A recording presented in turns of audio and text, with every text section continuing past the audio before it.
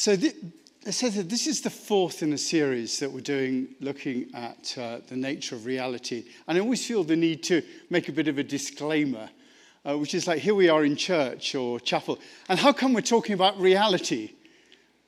And I always want to say, well, how come we're not talking about reality in this sort of environment? Because if our spiritual quest, our spiritual search, whatever it is not grounded in reality, then what we're doing is we're simply playing with an idealized, fabricated reality that will just sort of carry on until it doesn't work, and then we'll swap it for something else. So I think we have to be looking at what is going on. What is the nature of reality? And really, we're going to come to, how does the whole spiritual side of stuff come into? I was talking to, I think either Zach or Spencer, he said, we're talking about evolution here. Are we talking about scientific evolution? I said, yeah, we do believe in scientific evolution here. And I think we have to have both of those together. So I just want to give that little disclaimer as to what we're about. Our purpose here in the chapel is to learn how do we live our lives more skillfully. That's the purpose. And if you're not dealing with reality, then you're going to be bumping into things. You're not going to be living your lives skillfully because, everything relates to reality, really. You've got your religion has to relate to reality. Unless your relationships relate to reality, you're going to be in trouble. Politics is all about the nature of reality. It's so important nowadays to look at, what is actually real? What is actually going on? Alternative facts, the whole nature of reality is so relevant today. And so far, what we've done up to now is we've looked at how we decide what's real and what's not real. And in the first week, we looked at the fact that our perspective, where we're looking from, is so important. How we see things change through the ages. How we see things, how we see life changes through the ages, through our own ages, and also through the ages of history. There was a time, years ago when it was an absolute fact that the earth was flat. I mean, people just didn't argue about it. The earth was definitely flat. Now we know differently. Our perceptions shape our culture. So that's the first thing we sort of looked at. And in the second week, we looked at the fact that really what decodes what we think is real is our minds. And our minds are like a sort of virtual reality headset. Our minds take in information and say, this is what's going on. And sometimes we get it wrong, and sometimes your mind gets it right. But the most important thing is our minds have a complete monopoly over our thoughts. They tell us what's going on. We either say, yeah, I agree with that. But, you have to really fundamentally eventually agree with your minds. Otherwise, it's difficult to exist. You have to actually come to some sort of agreement. And so, our minds tend to take us over. And yet what I want to say then is really that we're not just our minds. We're our hearts. We are our souls. We also are our community as well. So we looked at how the mind works in research. And listen, if you miss any of them, if you look in the chair in front of you, if the red little slip shows you where to get the previous things, podcasts or on the web or whatever, you can get them from there. And the blue slip is if you're new and you want to be on our mailing list, you can fill that in. So we did the mind bit, and then last week we looked at the nature of consciousness. And the fact is that we really see all things filtered through our consciousness. What we touch, what we smell, what we see, what we feel. That is how our consciousness works. That's how we interface with reality, with our consciousness. Joseph Campbell, we looked at the whole nature of consciousness and various definitions, but Joseph Campbell, the American writer, asked the key question about consciousness. And the key question about consciousness is, am I the bulb that carries the light, or am I the light of which the bulb is a vehicle? Am I the bulb that carries? Does consciousness emanate from the brain, or is the brain a receiver of consciousness?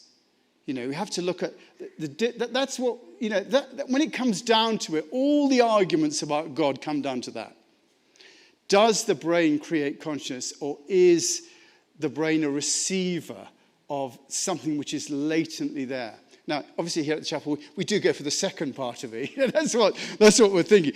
Is consciousness a product of the brain, or is the brain a product of some greater consciousness that not only produces something like a brain over evolution, and then uses it to become a vehicle for that consciousness to become aware of itself? We're not aware of our consciousness. I quoted the Dalai Lama last week, and he said, when I say I know, or I am aware, there seems to be an agent I who engages in the activity of knowing or being aware. There is an I. But what we mean by consciousness is that capacity in dependence upon which one knows or is aware. He says that consciousness is the capacity to know. He's saying that consciousness is actually the facility that we have to know, to be aware. It is the latent sea of being from which we emerge, and we use consciousness to know and to be aware. So that's the sort of us being the light type thing. He's suggesting that. And he goes on to say, while maintaining a profound alertness, if you're able to put a stop to all the stuff, the turbulence of the mind, the conceptual thought processes and thought patterns chasing after sensory experience, if you can put a stop to that, he says, then you can begin to perceive at a deeper level. You must maintain an alertness and gradually stop the fluctuations. Then the nature of the mind, this clarity of and cognizance of consciousness, will become more aware and you'll become more aware and apparent of it. So if you can have the mind rest, then you can become aware of what's going on. So when he talks then about the nature of the mind, he says you can become aware of the nature of the mind. He's not talking about the nature of our rational minds. He's talking about a greater mind. There is our rational minds, but you've also got a body mind. And the body knows what to do. It knows when to breathe. It knows how to process oxygen. You have to think about it. The body mind knows how to do that. All the bits that the body mind knows how to do. There's a body mind that deals with that. The rational mind doesn't have to think about it. The body mind says, oi, go to the loo now. And he goes, okay, fine, got it. And so you interact with the body mind. So you've got that. But then you've got the racial mind. And the racial mind is all the cultural stuff that you've been given, that you now adopt. Say, yeah, I agree with all that. You know, for most of us, it's white, middle class, liberal. You know, we just buy into that. So we buy into the racial mind that goes with that. And then there's not only that, there's the DNA mind. You know, when the DNA first, when it all happened, the DNA from your mum and dad, came together. And that then created the DNA that enabled us to be there. And the DNA mind comes from all our, people that were before, ancestors. We received the DNA mind. And that's just us. And then after that, you've got the planetary mind. I mean, there must be a planetary mind, planetary mind that organizes, when summer happens, when winter happens, when spring happens, that things grow. I mean, there is a mind there, an organizing principle that remembers. That's what mind means, that actually remembers what to do. There's a cosmic mind, that the whole cosmos is ordered in some sort of way. And, then is the mind that the Dalai Lama was talking about is the universal mind. We're saying that we're not just our little rational minds that can think back 60 or so years, or our species mind, we're not that can think back 10,000 years or so, or our planetary mind that can think back 4.5 billion years. That's how old the planetary mind is. But we're suggesting that we are part of the mind of consciousness that goes back 13.7, although there was some argument this week about this, 13.7 billion years. That is the mind of consciousness. That is the mind of the universal mind. And here we have a huge idea. And we're talking about the nature of reality. And I think you have to think about these things if you're going to talk about the nature of reality. And the big idea here is what we're really witnessing over the eons is really not just a material evolution, where our young people will develop an extra long thumb for texting. That's not going to happen. But a gradual evolution of consciousness that results in material adaptations based on how consciousness evolved. That's the idea. That's our idea of evolution. An evolution of consciousness that the material side follows. We are a part of that evolution of consciousness. We are the end point of the evolution of consciousness. We are as far as it's got so far. Now, I'm not leaving. Not quite yet. But I am going to show a short film. And this short film, it's 14 minutes long. So I want you to be able to just sit and relax. You can go to the cinema or whatever it is. And why I'm going to show this is because it really does explain what I'm talking about. And I think, rather than me banging on, and trying to do it, why not actually have something that really completely explains it in all the sorts of detail that I would like it to do. So I'm going to just get myself together, and there we are. We've got the thing on, and I'm going to leave you just to watch it. It is 14 minutes long, so you can relax. If you want to sit there, darling.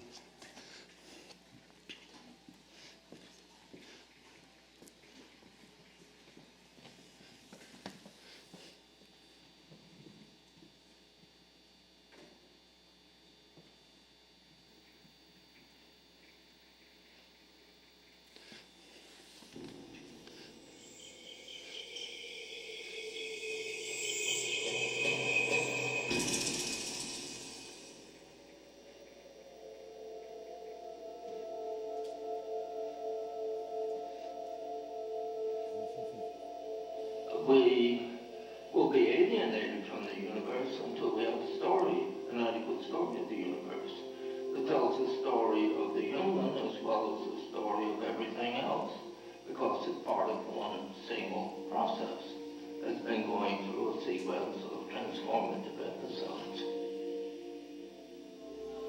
This idea of an emergent universe is very, very new. There is no culture, no tradition, no sage, no prophet that could know that the way our generation is blessed to know it. When we begin to realize this tremendous sense of time that's orienting us and space that's grounding us, we are energized in a new way to take responsibility for the planet and its ecosystems. In other words, our response to the magnificence of cosmology and this story is a responsibility to its continuity.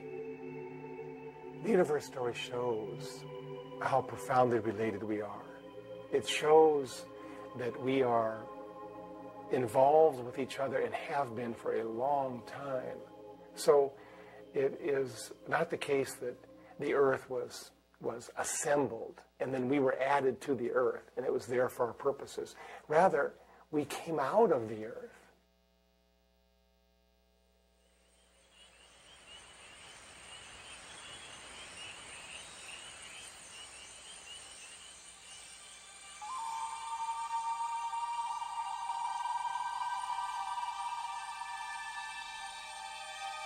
For millions of years, every morning on Earth has dawned upon a world of greater biological diversity than the day before.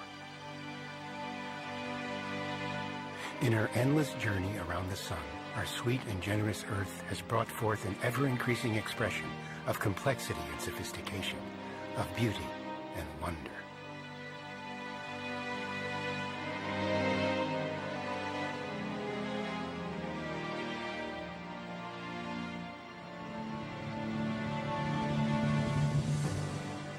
Now, after eons of more and more, suddenly there is less and less.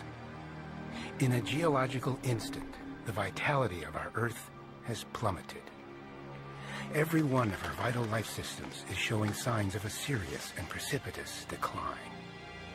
So serious that most biologists now agree that we are in the midst of what they call a mass extinction event.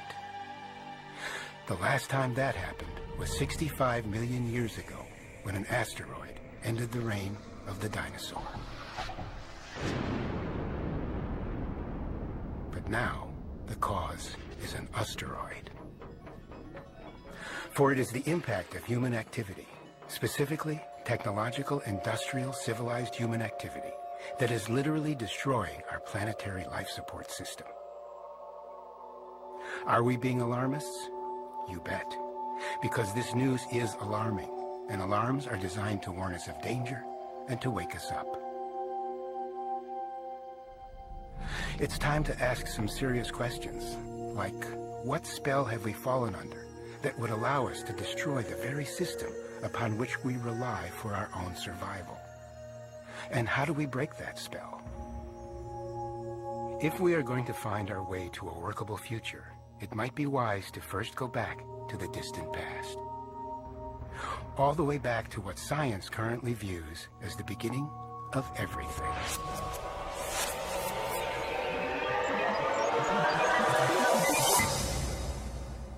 Imagine nothing.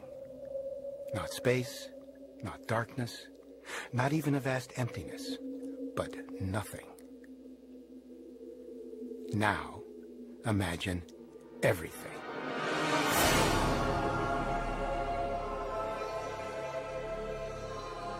In a stupendous explosion of light, heat, and energy radiating out in every direction, the universe erupted into existence 13.7 billion years ago. We can see that everything that ever was, is, or will be was compressed into a space smaller than a seed, tinier than a tear, more minuscule than a molecule. All space, all time, and the potential for everything that would ever exist started as a single point. So in a very real sense, science has discovered what indigenous people have known all along. We are all one. We are all connected. We all come from the very same source. This massive fireball continued expanding, eventually cooling enough for the very first atoms to form. If the expansion had just been a little bit slower, the universe would have collapsed into an enormous black hole. Or if the expansion had just been a little bit faster, the universe would have expanded just too fast for the galaxies to form. And so we'd have simply dust. If you altered the expansion just 1/1,000,000th of 1%, the entire universe would collapse. So what it suggests is that there's a profound wisdom at work in the universe. Then, in a cosmological wink of an eye, 100 billion galaxies swirled into being. We didn't know there were any galaxies in the universe 100 years ago. We thought that maybe there was just one. Now we realize there's 100 billion galaxies. So we're just beginning to understand some of the dynamics of galaxies. And to think that they actually have intrinsically the intelligence or the ordering power to bring forth all of this elegance. And so the galaxies themselves, they organize all the material and give birth to new stars. And when scientists really began to look at the galaxies this way, they realized they're even something like a living cell. That's news. That's another way of imagining our way into the universe. And now these whirlpools of galactic creativity begin to fulfill their cosmic destiny as they each give birth to 100 billion stars. When these first stars reach the end of their life cycle, they collapse in on themselves and erupt into immense cosmic explosions called supernovas. Thomas Berry refers to the supernova event as a cosmological moment of grace. He calls it a great sacrificial moment because the death of the star is what enables all future life to evolve. The supernova embodies the archetype of death and rebirth. It's a mythic moment on a cosmic scale. Out of these clouds of stardust, billions of second-generation stars are born. One of them was the star we call our sun. Left over from the formation of the sun was a wisp of debris that swirled itself into a necklace of 9 spinning planets, the jewel of which was the swirling mass of molten lava that was to become our home, the Earth. Out here, on a tiny planet suspended in perfect equipoise, the force that set the galaxy spinning and ignited the stars produced its next miracle. A universe within the universe. It was the birth of life.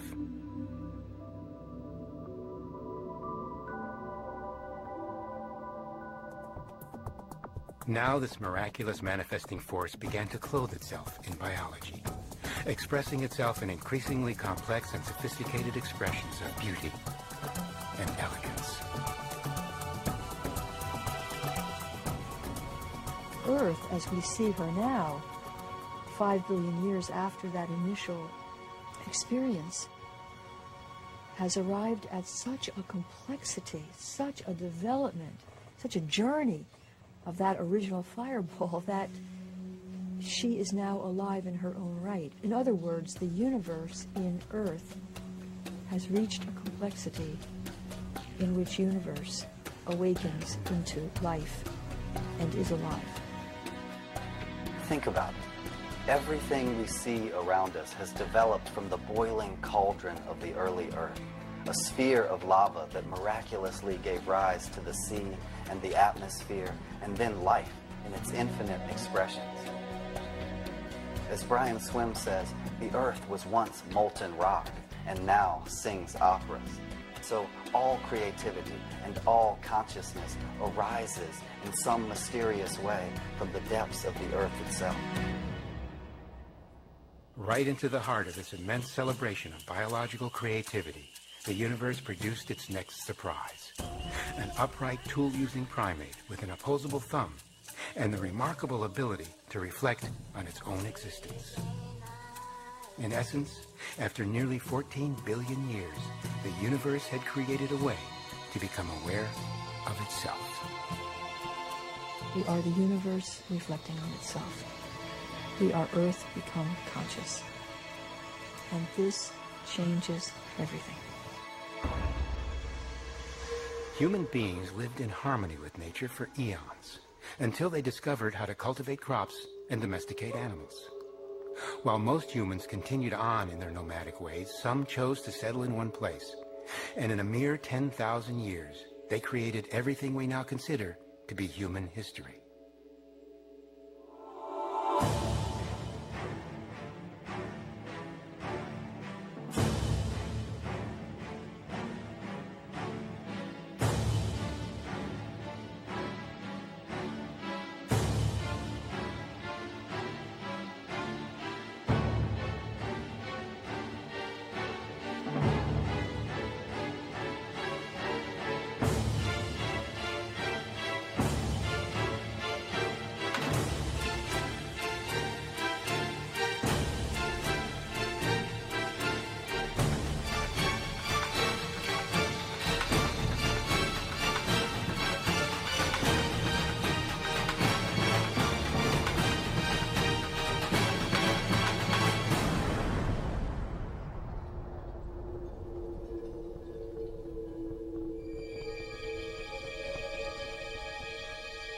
Why out of stardust has this come to be? Why birdsong? Why green? Why the lushness of palm and the stability of cypress and the grandeur of the mountains? And why the oceans with their billions of teeming life forms? We are part of a journey so much more than we ever could even imagine. As we move into this understanding, we have a new identity of ourselves as cosmological beings. We're not just Americans, we're not just French, we're not just Democrats, we're not any small category. We are the universe in the form of a human, and it's true of everyone. It's an amazing new understanding of ourselves that is so profoundly inclusive. And everyone is part of this. Everything is part of this. And we discover as well a profound kinship, that no matter what being we're talking about on the planet, we are related. We're related in terms of energy. We're related in terms of genetics. We're all, in one way or another, like a form of kin. And I just, it's overwhelming. So it's just now coming into human awareness. It's going to take a lot of reflection to embody this fully, but it is a massive change in human consciousness. The universe arose and gave rise to the galaxies. The galaxies gave rise to the stars. Our sun gave rise to the earth, and the earth gave rise to life and to all that we are. And now it is causing us to awaken from our dream of lonely isolation, so we may rejoin the great community of life and take on our part in this stupendous unfolding story. As Thomas Berry says, this is our great work.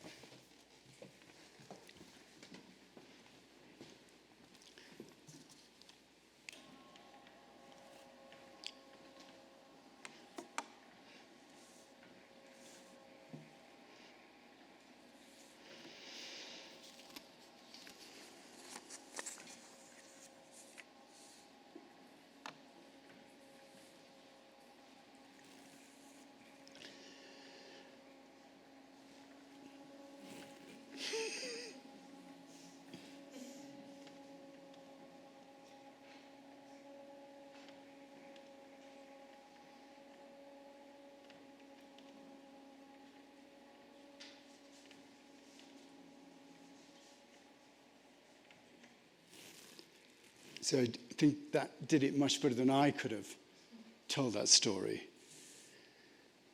But in looking at the nature of reality, we have to come to terms with the fact that all aspects, everything that we call matter, everything that the Buddhists call the 10,000 things,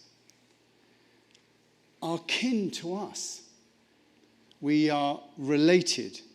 We come from the same source, and just as fellow human beings are brothers and sisters, so all that we see is related to us, which is why Francis of Assisi referred to brother sun and sister moon. That's the deep spiritual meaning of brother sun and sister moon. We're all part of a great evolution of being, connected from the same origin and demanding respect for all life. And that origin is what we call the cosmic mind that's enabled this evolution to take place. This consciousness has evolved from the primitive gravitational billiard ball car crash. Do you have billiards here, or is it always just pool? Snooker? The billiard ball car crash that we call the Big Bang, to the single-cell organisms on Earth, to gradually developing in a diversity that has produced us. And right now, we are the living flower of all that development. We are now the universe made conscious of itself. We were once all carbon atoms of that universe. Dust we are, and to dust we shall return. And now, as he said, we sing opera. The universe made conscious of itself. We share that consciousness with whales and foxes, with fish, flowers and plants. We're all different expressions of the same consciousness. And it's just that we are aware of it now. Our rational minds have grown to be able to self-reflect enough to see that there are greater minds at work. Our body minds through the DNA, our racial minds through our ancestors, our culture, the planetary minds that keep the earth going, the universal mind the cosmic mind, all the order that's there. And that universal mind is something that we have called God. That cosmic mind is latent within all consciousness. It was there at the Big Bang, and it sees through our eyes today. The consciousness that we have is part of that greater consciousness, and we access it through our rational minds, which in turn are products of that consciousness. That is, the light of which, the bulb of our minds, is the vehicle. That's what it means to be in God. It means to be in the consciousness that's been there from the beginning of time. And that's what Thomas Merton means. If we use the God language, that's what Thomas Merton means when he says, God utters me like a word containing a partial thought of himself. A word will never be able to comprehend the voice that utters it. But if I'm true to the concept that God utters in me, if I'm true to the thought of him that I'm meant to embody, I shall be full of his actuality and find him everywhere in myself, and find myself nowhere. I shall be lost in him. That is, I shall find myself. I shall be saved. And that's what we're going to move into next week, that concept of being lost in that. Thank you.